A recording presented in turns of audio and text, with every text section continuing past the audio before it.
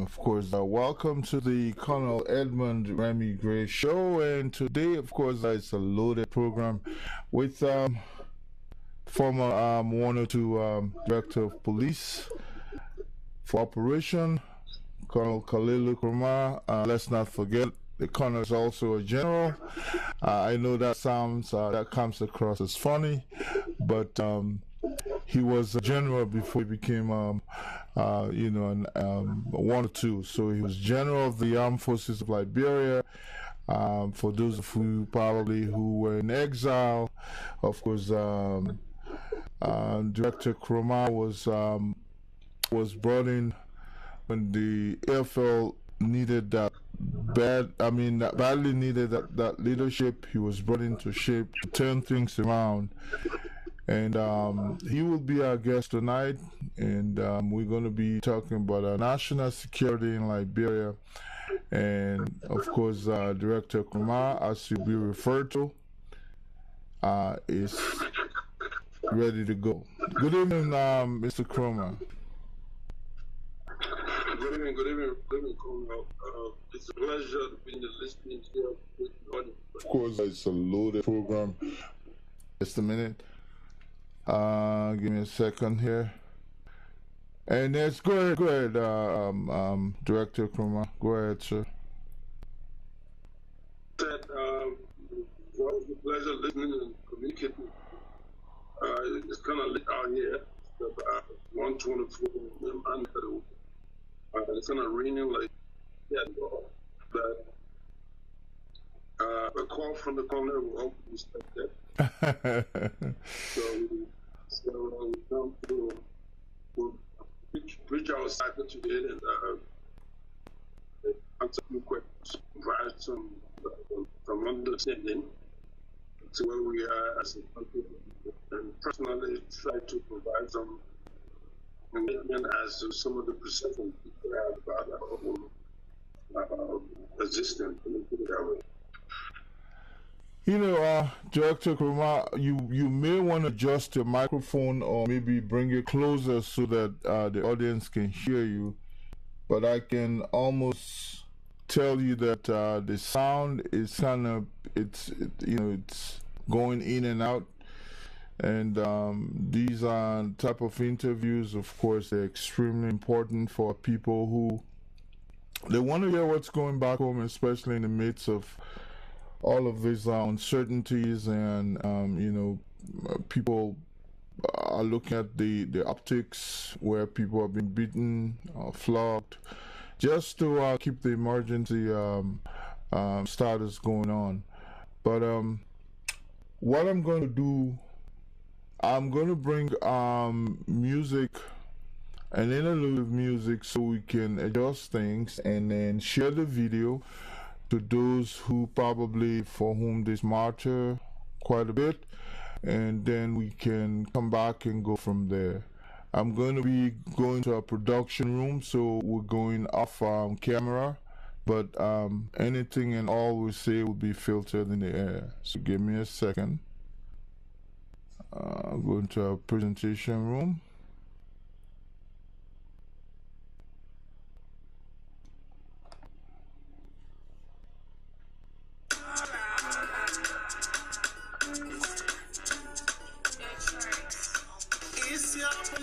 What's up?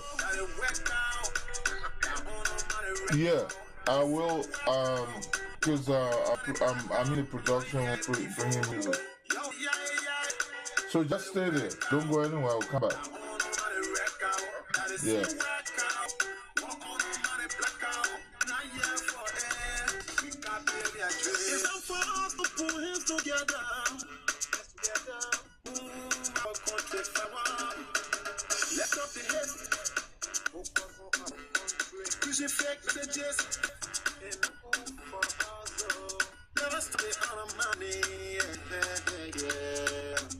Liberia, overseas, you pretty up on the black, you feel die on social media, you are welcome. No need no pain, no money blackout, you're the top all the hell messages you preaching, you don't do it to the blackout, you do it to the people.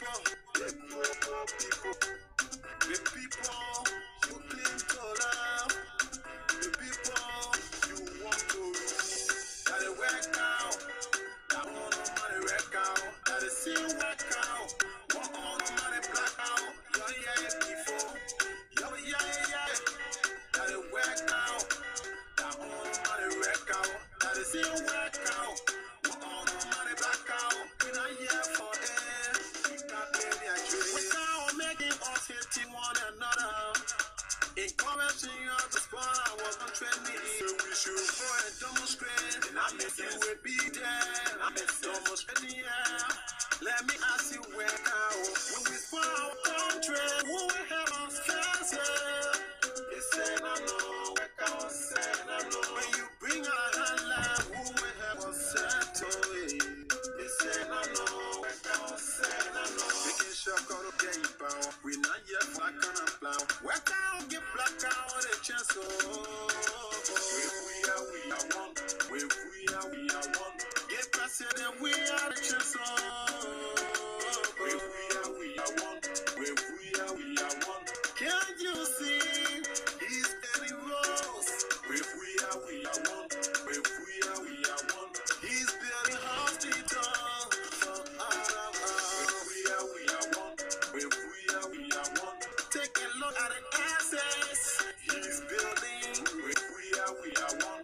We are one. Say nothing, we get you military hospital. We are one. We are one. Say nothing, we just in new market. We are one. We are one. Build new head office for the free poor Morovia. We are one. We are one. Send our doctors and students abroad for the fast aid. We are one. We are one. Profiles got us for you and pay what's free. We are one. We are one. So I think you want to do in 2 years to please you work out. Not get out to see. You say we should go and demonstrate. And I'm the same will be there. I'm the same will be there. Let me ask you back out. When we spot our country, who will help us face it? They say no, work out, say no. When you bring out a hand, who will help us settle it? They say no, work out, say no. Making sure you get it back. We not here for that kind of blow. Work out, get black out, it's just that it work out. That on the money wreck out. That it still work out. Walk on the money black out. When yeah, before. Yo, yeah. That it work out. That on the money wreck out. That it still work out. Walk on the money black out. We not here for it. We got baby a dream. It's your tomorrow.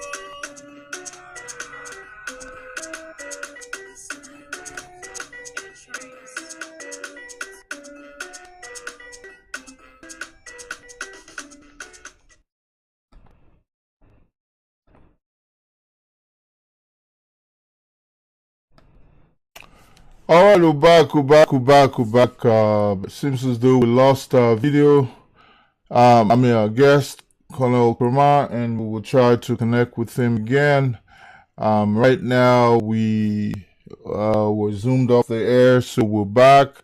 Welcome to our microphone. Of course, this is the Colonel E. Remy Gray show. And today, of course, we do have national security discussion right on deck. And Mr. Ibrahim Khalilu Kromah, Ibrahim Khalilu Kromah, former 102 or Deputy Director of Police, but don't forget that Director Kromah was also an acting Chief of Staff of the Armed Forces of Liberia. For many of you probably who may not have been in the country at that time, of course, the General Kromah himself was appointed right after the death of Mohammed Doumbouya, the general who lost his life in the battle, April 6th battle for the enclave of Monrovia. So welcome to our microphone, but tonight, of course, the discussion is not going to be centered around our wartime activities. Rather, we're looking at the current activity national security activities in Liberia, especially during these challenging times. We do have COVID-19. For the likes of you who probably are fully aware of what the global pandemic is all about, we're looking at the national security. So let us make sure that my voice is coming through the right way, hopefully. Um, and we'll try to see if we can relink with Director Kromah. So give me a second. I'm gonna have to go back and bring you just a small interlude of information from our friend and brother. Um,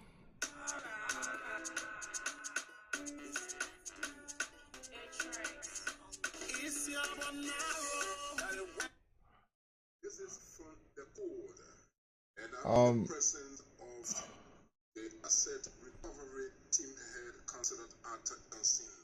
Councillor Johnson, you and your team are prosecuting the former Defense Minister Brandon Samuka and his two deputies on allegation of corruption.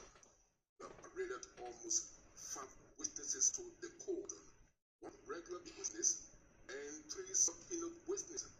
Now, the question the public want to know, how strong is the evidence, or how can you describe the evidence that you have presented to the court as we speak? Thank you, Toby. Yesterday we wrestled with the production of evidence. In a criminal trial, especially in the Liberian jurisprudence, when the government of Liberia conducts a criminal investigation, charges a person, yeah. that person is taken to court.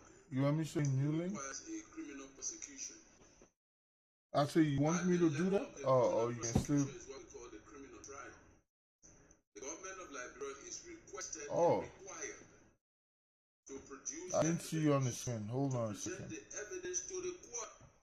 Hold on a second. To Okay. determine as to whether or not the allegations made against the present charge within the indictment. For this instance, that allegation have been proven beyond a reasonable doubt. So our fight against corruption starts with the process of the conduct of the criminal investigation and the prosecution in court.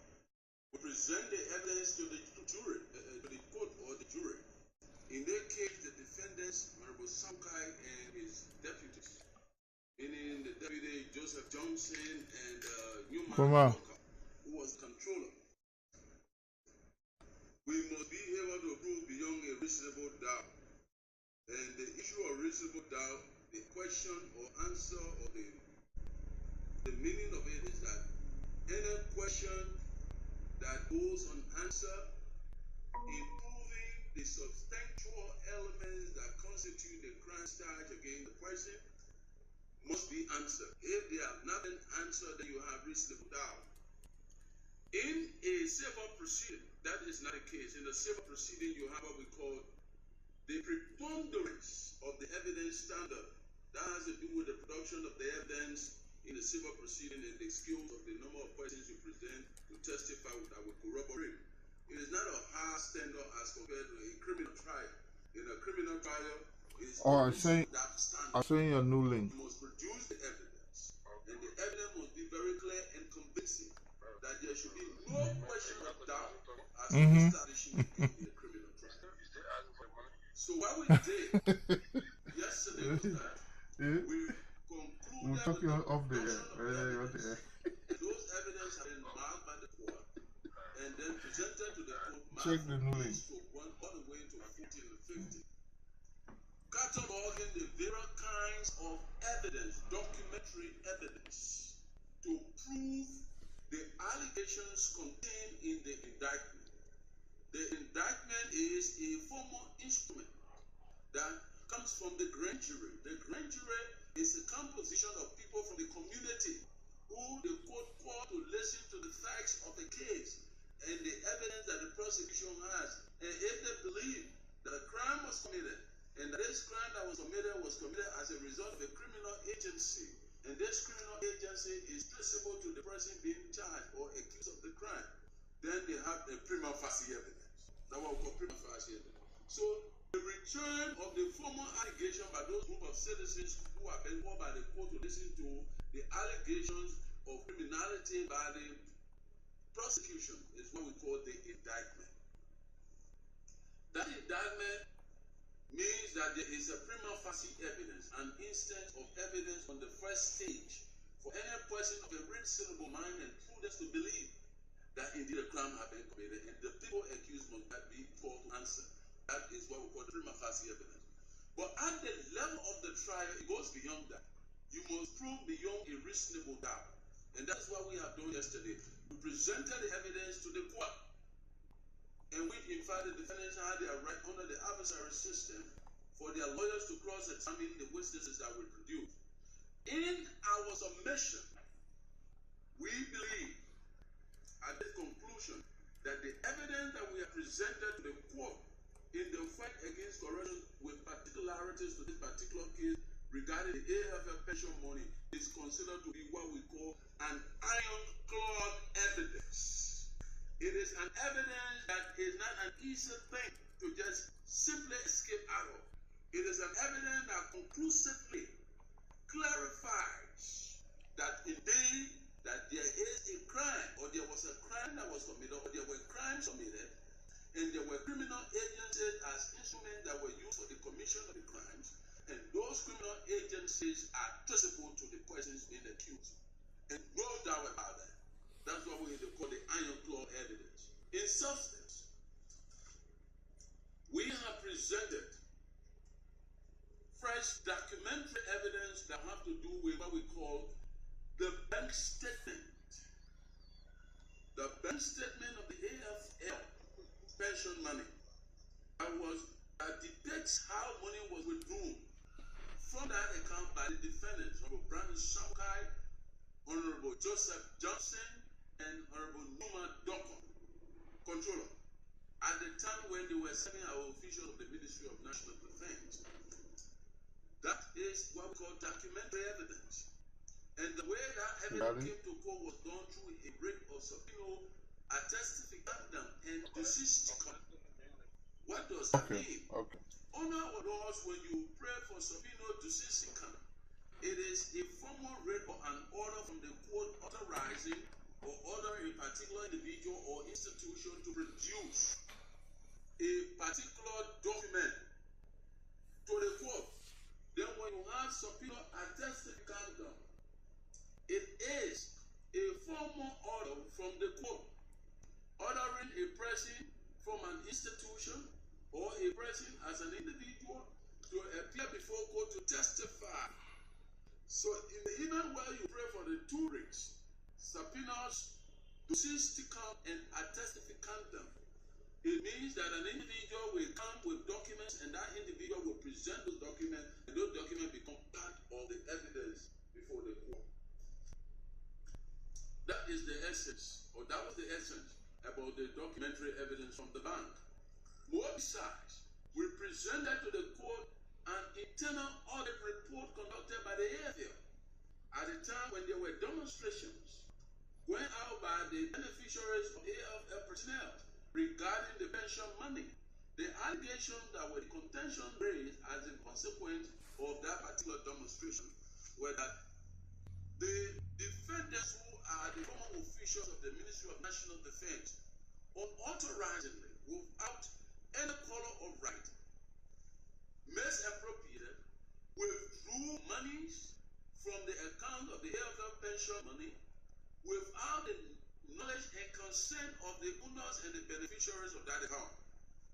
On our laws, when you have been placed in possession of the personal property of another person, and when you use that property without the knowledge and consent or authorization of the owner of that property, you have committed a criminal offense under our penal code called misapplication of entrusted property. Misapplication of entrusted property is a sister crime to the crimes of theft-related offenses. Theft of property. What constitutes theft of property? when you take the personal property of another person without their knowledge, with the intent to deprive them permanently of their property, obviously then you have committed theft of property. In the instant case, the prosecution believes that it had produced the functional elements constituting these particular kinds of offenses. Now, the next kind of evidence we produce before the court has to do with the video recording of the press conference, which we showed during the trial.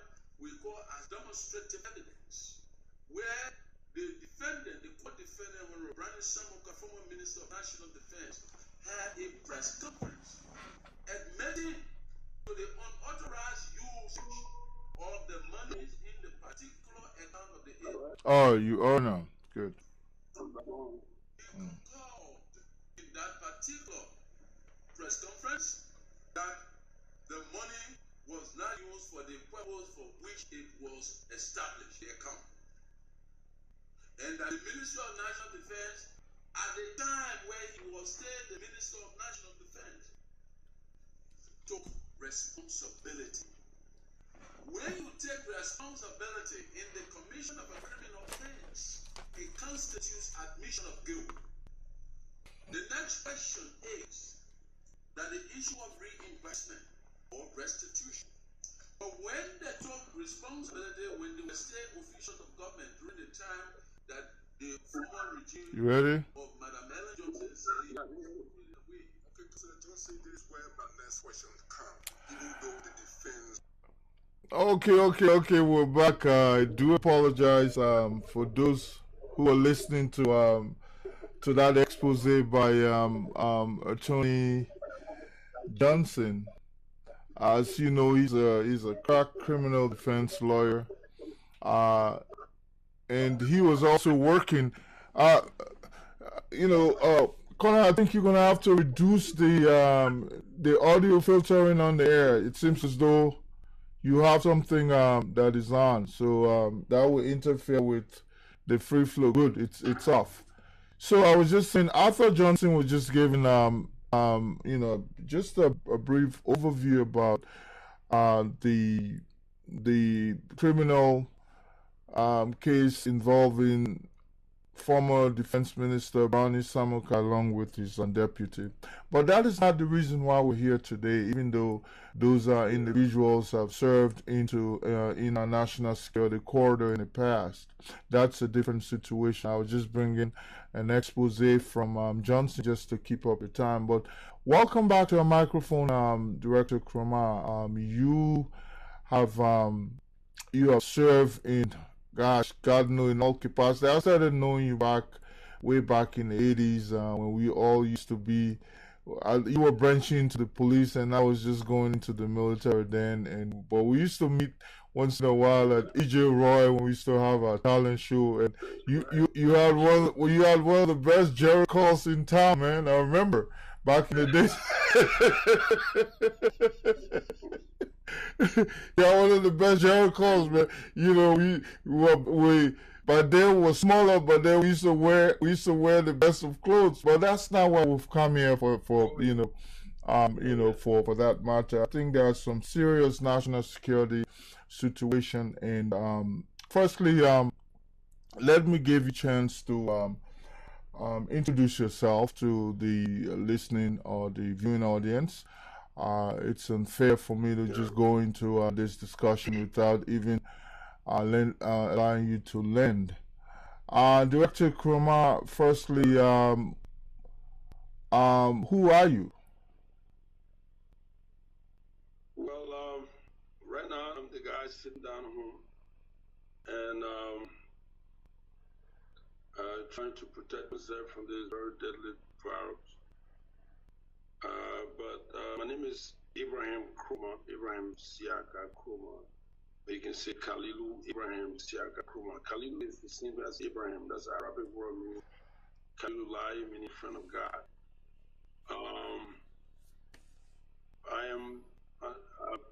I'm Liberian. Went to the William State High School and matriculated to the university. and for myself. Give me the academic background. I told myself back in the States, went through 3 graduate programs. I went to Seton Hall, got 2 masters from Seton Hall, New Jersey, and I have another master's in criminal justice when I visited police administration from the John Green College of Criminal Justice.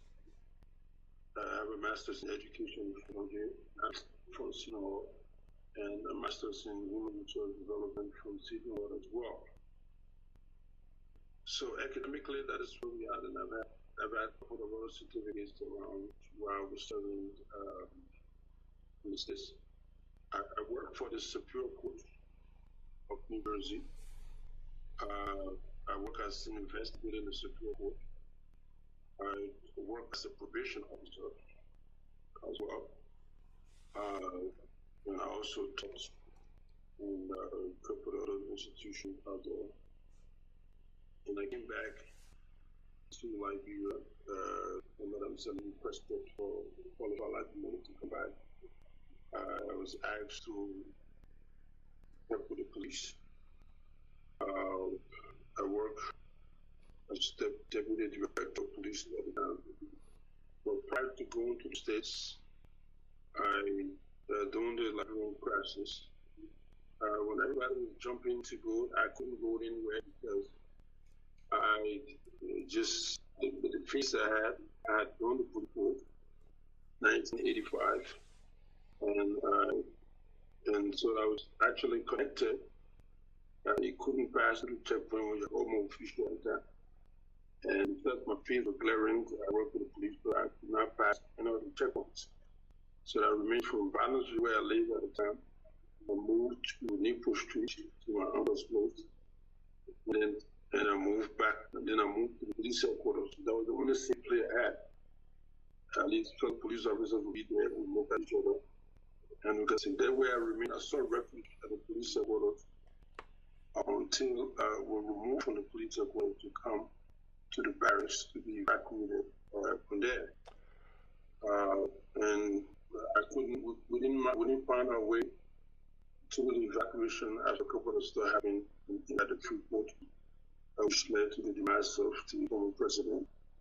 And so we remained in the barracks until ECMO came. When ECMO came, we had a little bit of freedom to move around. But I still remained in the barrack environment. I did Clay Street, then I moved to Bear Street. I was still a police officer, actually. I remained in the police structure until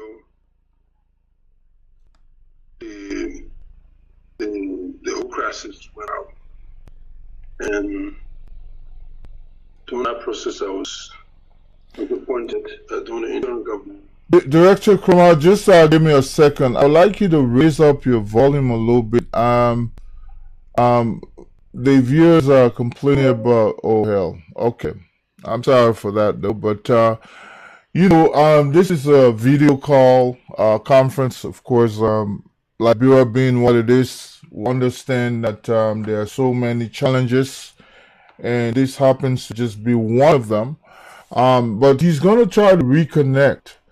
I was going to say I will go back to Arthur Johnson's expose, where he was giving us an interlude of information regarding the trial of B.J. Samukai, Brownie J. Samukai, Brownie Jeffrey Samukai, if you will, along with his 2 deputies, the controller and his immediate deputy, Joseph Johnson. As you're aware, the case is still ongoing, although there was some convictions from the criminal court C, I believe. And so, but that's not the reason we're here today. Today we're actually here to get the status of our national security from somebody who has walked the walk and talked the talk.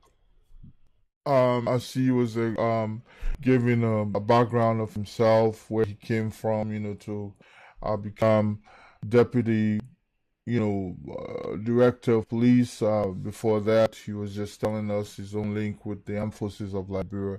I'm going to go back to our production room and see if we can continue with some musical interlude while I try to reconnect with him. Thank you so much for your patience. The Colonel Edmund Remy Gray Show, and if you're just joining me, here we do it in a scholarly fashion. This is not all about, I know most of us would like to come to this podcast as customary, where someone is, hoofing the president or hoofing some big gun of government or, big individual out there. That's not what we do here, because I think as a community, we should begin to show some of the good part of ourselves as well, because there are lots of folks from outside our community watching us. It cannot be all about this, hula baloo and hauling and pulling about the president. That can be a different program. But for this, this is the scholarly program where I bring Liberians with wealth of experience, people who, of course, Colonel Kromah, who is also an academic. He's a scholar. He just told you he got 2 masters from Seton Hall. Seton Hall is one of those best institutions of learning in New Jersey. He was also he's also a former graduate of, or he's also a graduate of John Jay. John Jay is known as one of the most elite. It's the West Point of the police, if you will.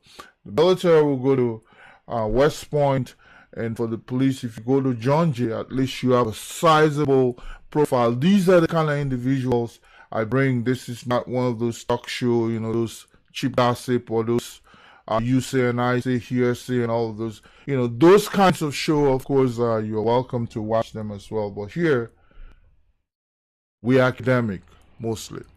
Stay tuned.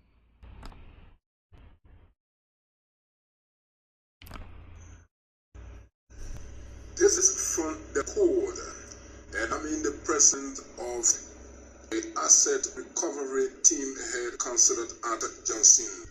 Councillor Johnson, you and your team are prosecuting the...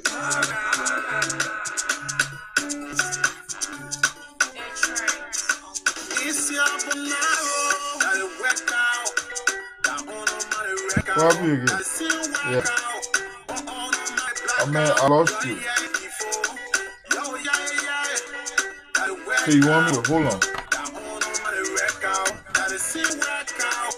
Hold on a second. I thought I'll resend the link, okay? Yeah, let me resend the link, because sometimes it makes it easier that way. You there? I will send you the link again.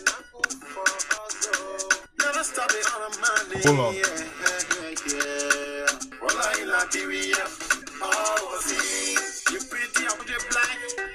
You feel style on social media. You are welcome. No name, no pay. No money, blackout. You're the all the messages you preaching, you don't do it to the blackout. You do it to the people, the poor people, the people you claim to love, the people you want to rule. Gotta work out. Work out, but all of my blackout. Yo, yeah, before. Yo, yeah. Gotta work out. All of my work out. Gotta see work out. What all of my blackout. When I hear for it, we got baby again. Work out, making us one another. Encouraging you to spur our country. We should go and demonstrate. And I miss you will be there. I miss demonstrating, yeah. Let me ask you back out. When we for our country, who will help us fix it? They say no, work out, say no. When you bring on a handler, who will help us settle it? They say no, work out, say no. Oh, this one. We not yet for like an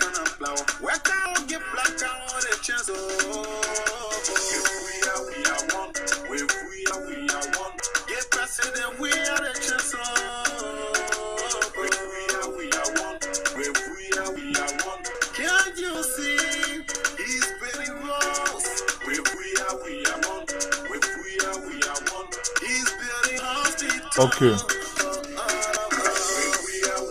Good. Take a look at the casters. He's building. We are one. We are one. Say nothing, we get humanitarian hospital. We are one. And of course, we are back with Colonel Kromah. Just make sure you adjust the microphone volume on your system. It seems as though it was coming low. But yes, you were just giving you was just informing us of your transition from from wartime, and what was your own contribution to the system by then, and so on and so forth, and then we're cut off. So you can take off from there. Well, I was giving an introductory thing. I was giving academic. Okay. Then I come to my work history, and because this is all about explaining to folks as to who we are. But I'll make it short. This is not a long stuff. And so, like I said, I spent some time in the States. I went to the Georgia College of Criminal Justice, went to Seton Hall, got a couple of master's degrees, and came back to help with the government. But prior to that, I worked as chief of police, deputy chief of police for Richmond. And prior to that, one of the crises after the conflict society were requested to work to help with the restructuring of the effort. Prior to that, I had no connection, I had no involvement, I knew zero. But you are the Army guy who made reference to. You were never. You're the guy who made reference to the Army. But then we requested to, after the persist crisis, we requested to help with the restructuring of the aircraft. We want to bring about guys who are left in the Army. We wanted to formulate a new information, so as to build a platform for the restructuring of the aircraft. And that's how we brought in, because at the time, after the crisis, after all of these calls, there were distributions, there were allotments to the World War Room parties, so as to have a functional government. Functional at the time defined by the institution. And so we were asked to participate. At some point in time, we had no clue as to what it was, and we refused and rejected the position because I was in the military at the time. But then we're asked to do that in the corporate national program. And so we participated. We accepted a position of chief of staff, and at the time they came with the rank of a lieutenant general. And so we laid the basis. Now the reason why Chukata, who was then National Security Advisor to President Trump, Mr. Rollins, who was head of the African Union, or OU, or ECOWAS at the time, requested that, said that the reason why we should accept the methodology. One thing, I'm from Nima County, born in Nima, I want to sue the folks, the Mano and the Gil folks, and I sought refuge in the barriers. I could deal with the Crown and Sapo folks, the Ulimoji and the LPC folks.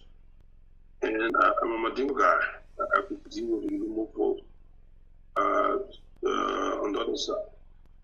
But he said that I would serve as the fulcrum upon which the restructuring process would be based upon. And that was the mandate I had. He didn't say go to war or we shoot somebody, but to bring these guys together so I could use it as the basis to restructure. How did that go? That's something yet to state. I had a year program. Oh no. Open up. We're not losing you again. Oh God. Okay. So we're gonna be going through this in and out of situation. That's why the last time we encouraged what's his name, director, the SG, we asked that he, come through, audio as opposed to video, because for video it takes quite a bit. Hang on a second. All right, director, I don't know, maybe, I don't know whether you do this better on audio as opposed to video. Yeah, let's do audio. Audio is better. Yeah.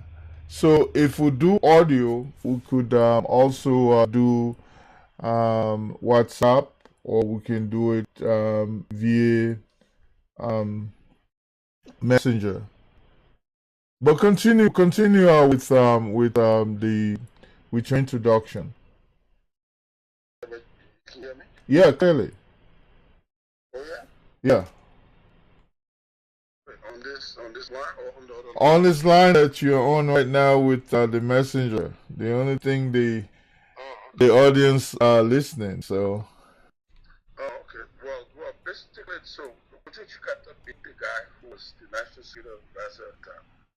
We had these three criteria where he set up that were the basis for which we wanted me there. The yield, the Mandon, and the yield factor, the Kromah and the sample factor, and the Madino factor. And those are the attributes you said would be a basic thing. And then besides, I was a young guy who could actually use my youthful exuberance to bring about the level of sanity that was required at the time. And we brought that to bear. We participated, not only you give your testament to that, you basically know exactly what we did to regarded the Peter has a minute, election on the state of, we had set some serious agenda. We had told the folks in ECOWAS that if you want to have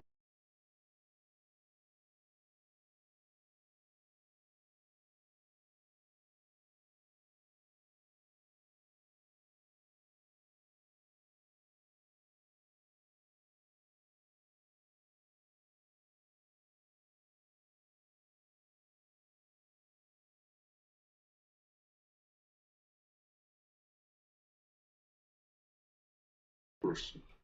And coming from a war like this, you need to have that balance, and the balance will not be there. Everybody will be at the behalf of that particular person. But then, because I was a young 28-year-old kid, nobody listened to me. They went to the election, Mr. Taylor won, and I resigned. That was a philosophical difference I had, and I resigned from the position, and then I headed for the United States. But the bottom line is, and then after I resigned, I had all kinds of, the rest of it. Everybody wanted to cut my head off and the rest of it. So before I set back, before I was 7 states, and then I went to my academic sojourn and started a new life with my family back in the States. And I found my way back to Liberia after Madame Salif won the election, and she requested qualified Liberians to come back to help. When we came back, we requested to be to serve as deputy director of police at the time, and prior to that, after that, then we became deputy inspector general of police. And the challenge was huge because you had a country that had no law and order, basically. Everybody were men to themselves.